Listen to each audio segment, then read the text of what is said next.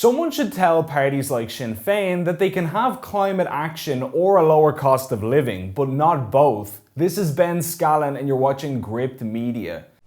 If The Art of War had been written by the Irish opposition instead of Sun Tzu, it would have been much shorter and gone something like this. Shout at your opponent when the goals that you told them to adopt backfire. That's it, mind you, that's the whole book. This alone is the plank which underlies almost all of Irish discourse. No matter what the issue is or the situation, Irish parties follow the same worn-out protocol. Demand that their opponents pursue certain goals and then give out to them when their hated foe actually agrees and does what they were asked to do. If our country's politics was a dance battle, the contestants would have precisely two moves. Not popping and locking, but flipping and flopping. Less crip walking and more crap talking. And we've been reminded of this fact yet again by the country's biggest opposition party, Sinn Féin, on the cost of living crisis. Sinn Féin's finance spokesman, Pearse Doherty TD, did not hold back recently as he ripped the government a new one over the ongoing cost of living crisis. He said,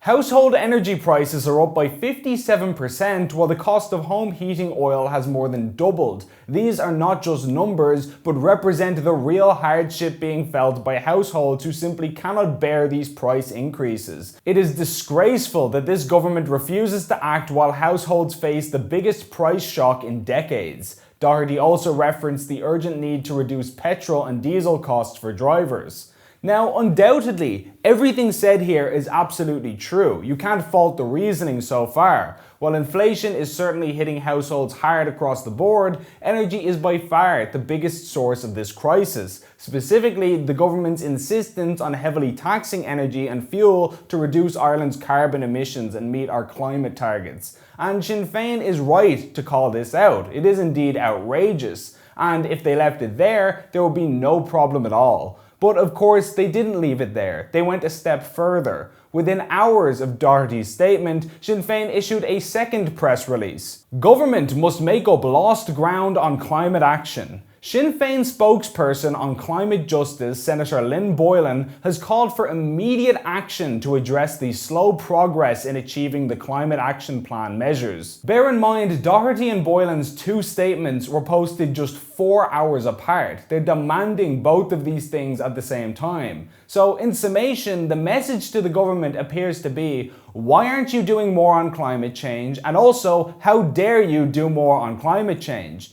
Anyone who follows my content knows that I'm not exactly a cheerleader for either the green cause or the government, but you don't have to be a card-carrying member of Greenpeace or Fianna Fáil to know an unreasonable demand when you see one. The absolute prioritization of climate change as an existential crisis, which all parties have agreed to, necessarily must lead to policies like carbon tax and driving motorists off the road, if you'll pardon the pun. That is the natural end stage of this green mania. You can absolutely hate what the government is doing, and believe me, I do, but if environmentalism is your sacred cow, then this is where you must end up. By holding both of these positions at once, the opposition is like the bag lady in The Simpsons. I want everything in one bag. Yes, ma'am.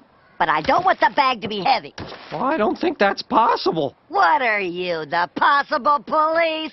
What they're effectively saying is they want to prioritize climate change as a world-ending catastrophe, but they also don't want to increase taxes or stop people driving their cars at all. How exactly is that supposed to work? Something has to give here. At least Paul Murphy had the honesty to admit that yes, in pursuit of the green agenda, the so-called national herd must be culled. Even if you absolutely hate that opinion, he's only being honest and taking what the rest of them are saying to its logical conclusion. In a similar vein, Sinn Féin made a point about how dreadful it is that holiday makers are experiencing such chaos at Dublin Airport with queues out the door due to mass layoffs, describing the situation as a shambles. And yet just a few months ago, in the midst of COVID, Sinn Féin wanted mandatory hotel quarantine, which would have decimated the airport further.